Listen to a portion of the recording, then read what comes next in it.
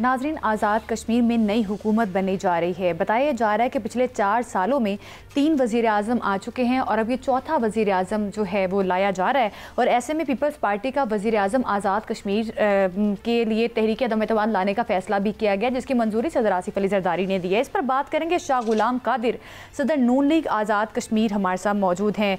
शुक्रिया आपका शाह गुलाम कादिर साहब। किस तरह से देख रहे हैं आप तहरीक अदम एतमाद लाने का फैसला किया गया पीपल्स पार्टी की जानिब से, इन हाउस तब्दीली आ रही है, किस तरह से देख रहे हैं इस तब्दीली को? जी बहुत शुक्रिया आपका। अभी तो ये देखना है कि वज़ीर आज़म अनवारुल हक साहब इस्तीफ़ा देते हैं या मुकाबला करते हैं कि नहीं मेरे पास अक्सरियत है, या तभी अभी कोई चीज़ वाज़ेह नहीं है। लेकिन बज़ाहिर ये लगता है कि पीपल्स पार्टी ने अपनी तादाद पूरी कर ली है और वो पहले तो शायद मौका दें, और अगर वो मौका उन्होंने अनवारुल हक साहब ने अवेल किया, मुस्तफ़ी हो गए, फिर तो अदम एतमाद की ज़रूरत नहीं रहेगी। लेकिन अगर उन्होंने मौका से फ़ायदा नहीं उठाया तो अदम एतमाद लाना पड़ेगा, और वो लाएंगे। ये तो पीपल्स पार्टी के लीडरशिप पे है कि वो इस पे क्या फ़ैसला करते हैं। अच्छा शाह गुलाम कादिर साहब, ये फरमाइएगा कि 27 लोग चाहिए पीपल्स पार्टी को हुकूमत बनाने के लिए, और मुस्लिम लीग नून के अगर 9 लोग उनके साथ शामिल हो जाते हैं तो 26 तो यही बन जाते हैं। तो जरदारी साहब की आपको पता 2-4 बंदे इधर उधर करना तो कोई मसला नहीं है, वो तो इस फन के पुराने खिलाड़ी हैं। तो गुजारिश ये है कि इन तमाम चीज़ों के बावजूद कोई इशारे भी होते हैं, तो अब तो लगता है वो इशारे भी उनके हक में है, क्योंकि वज़ीर आज़म साहब से भी उनकी बात हो गई है और वज़ीर आज़म की तरफ से आपको भी इशारा मिल गया है। तो अब क्या आप समझते हैं कि हुकूमत अब अगर आपकी मुश्तरका वहाँ पे बन जाती है तो आप क्या ऐसा काम करेंगे जो पिछले ये 4 वज़ीर आज़म नहीं कर सके? पहली बात तो ये है कि जी चौथा आएगा वज़ीर आज़म। जी सर, चौथा पहले, हाँ जी चौथा आएगा। पहले जो बने थे 2021 में, ये सारी जो सिलसिला शुरू हुआ है 2021 में पीटीआई को मुसल्लत किया गया आज़ाद कश्मीर में, जिसके नतीजे में ये हुआ कि वो पहला जो उन्होंने वज़ीर आज़म बनाया वो कोई 10 महीने चल सके, और उसके बाद उनके खिलाफ उनकी अपनी पार्टी ने, हमने वोट नहीं दिया, उन्होंने वोट दिया और उनको हटाया और फिर दूसरे को ले आए। दूसरे साहब जब आए वो भी पीटीआई के थे, वो भी 10-11 महीने चले लेकिन वो भी कुछ ना कर सके, तो फिर वो अदालत से वो नाअहल करार पाए। फिर ये पीटीआई का फॉरवर्ड ब्लॉक बना और इस फॉरवर्ड ब्लॉक की सरबराही अनवारुल हक साहब ने की, तो हमने उनको वोट दिया इस उम्मीद पे कि चलें, ये चूंकि पहले भी स्पीकर रहे थे मेरे बाद, तो शायद ये कोई काम कर सकें। लेकिन उसके बाद फिर उनका जो अभी 2.5 साल तकरीबन हो गया है, इस 2.5 साल के अरसे में आपने देखा कि आज़ाद कश्मीर में एक ऐसा माहौल पैदा हो गया जो माहौल किसी सूरत पैदा नहीं होना चाहिए था। कश्मीरी जो है पाकिस्तान से मोहब्बत करते हैं, पाकिस्तान के लिए अपनी जानें देते हैं।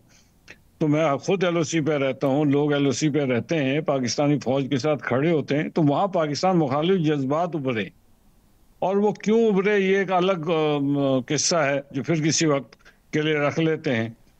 तो ये जो एक्शन कमेटी के साथ मुआहदात होते रहे और वो मुआहदात पे फिर अमल नहीं होता रहा, एक के बाद एक क्राइसिस आता रहा, तो ये फिर इसका नतीजा ये निकला कि इस हुकूमत की तब्दीली की बाज़गश्त कॉरिडोर्स में आनी शुरू हुई।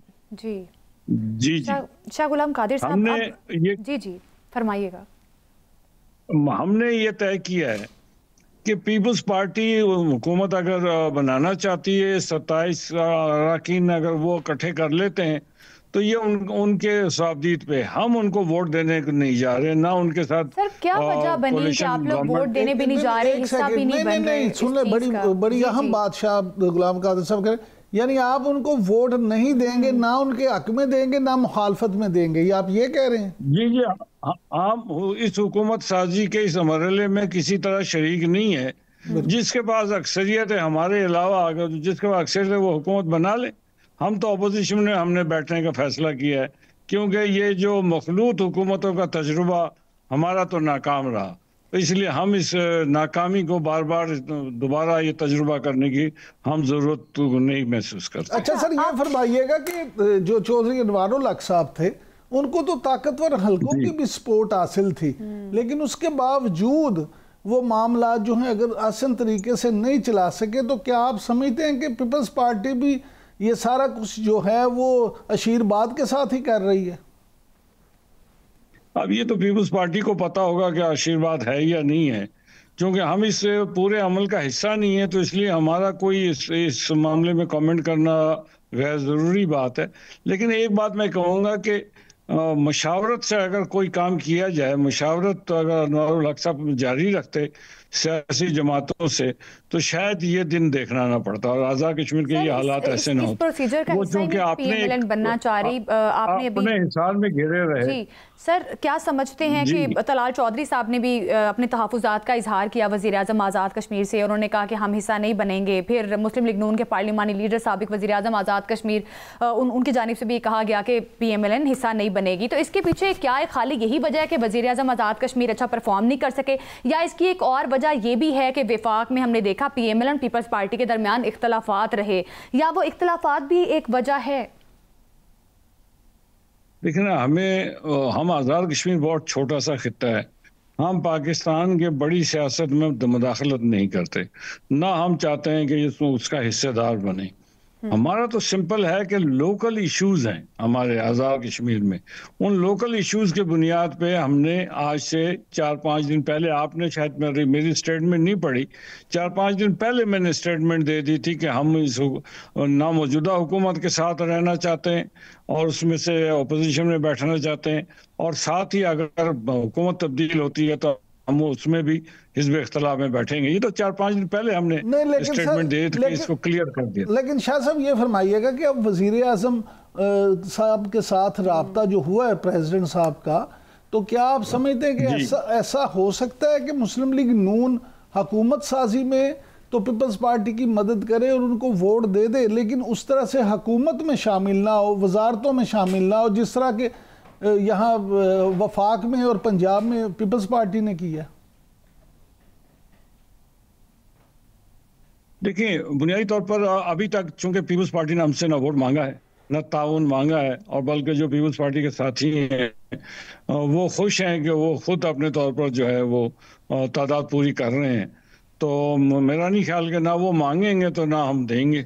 सर वो ये कह रहे हैं कि हमें बताया भी नहीं गया कि PMLN जो है वो इसका हिस्सा नहीं बनेगी और ऑपोजिशन में बैठे, क्योंकि कमर जमान कायरा साहब की जानिब से कहा गया है कि नून लीग ने आज़ाद कश्मीर में ऑपोजिशन में बैठने के फैसले से आगाह नहीं किया।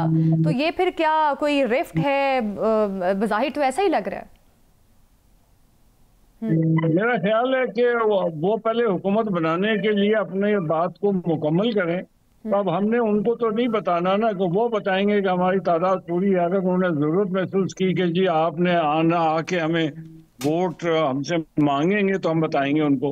लेकिन हमने अखबार, आज का मीडिया का दौर है, मीडिया के दौर में तो हमने कह दिया कि हम हुकूमत में नहीं बैठना चाहते। अच्छा सर, ये फरमाइएगा, आखिर में सिर्फ एक सवाल आपसे पूछना चाहूँगा कि 35-36 साल अपने सहाफ़ती कैरियर में मैंने मुस्लिम कॉन्फ्रेंस को देखा, सरदार कयूम साहब को देखा, सिकंदर हयात साहब को देखा, फिर आप साहब को मुख्तलिफ उसमें देखा, लेकिन बहुत सारी सियासी जमातें जो हैं वो शायद इतनी मजबूत नज़र नहीं आई जितनी कि अवामी एक्शन कमेटी आज़ाद कश्मीर में मजबूत नज़र आई। अभी हाल ही में एक्शन कमेटी के साथ जो मुआहदा हुआ था उसकी किसी शिक पे अमल हुआ। एक तो ये भी था कि वजारत जो है उनकी तादाद भी कम करके 20 तक लाई जाएगी।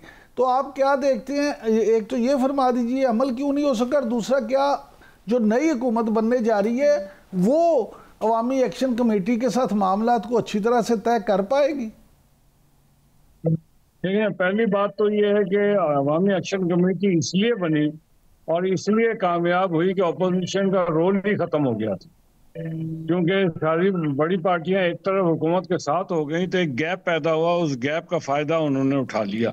और शहबाज शरीफ साहब ने, वज़ीर आज़म पाकिस्तान ने 23 अरब का पैकेज दिया जिसमें आटा सस्ता हुआ, बिजली सस्ती हुई, तो उनको एक और बूस्ट अप मिला लोगों में कि जी ये इन्होंने तो बड़ा सस्ता करके लाया। लेकिन जो ये है कि जो भी मुआहदा हो किसी के साथ भी हो उस पर अमल होना चाहिए था, क्योंकि अमल नहीं हुआ। अभी लेटेस्टली जब मुआहदा हुआ उसमें जब कहा गया कि जी जो टेक्नोक्रेट एमएलए हैं वो टेक्नोक्रेट की सीटें और महाजिन के मेम्बरान हैं वो वज़रा या एडवाइज़र नहीं होंगे। तो 4 ने अभी तक इस्तीफे दिए थे, लेकिन वज़ीर आज़म साहब ने वो 4 इस्तीफे कबूल नहीं किए। तो इस तरीके से एक हर्डल क्रिएट हो गई। तो मैंने तो कई बार कहा कि भाई जो मसले आपने कमिटमेंट की है, इससे पहले जो माहिदा हुआ था उसमें भी जो कमिटमेंट की थी वो 10 नुकात थे, वो 10 नुकात पे अगर अमल किया जाता तो शायद ये नौबत भी ना आती। तो इसलिए बहुत सारी खामियां थी, लेकिन अब तो चूंकि बात तकरीबन एंड के करीब है, तो अभी देख लेते हैं नई हुकूमत ने क्या करना है। जो आपका सवाल था वो तो नई हुकूमत के वजीर आजम जब कोई बन जाएगा पीपल्स पार्टी से, तो वो बताएगा कि वो क्या करना चाहता है और किस तरह करना चाहता है।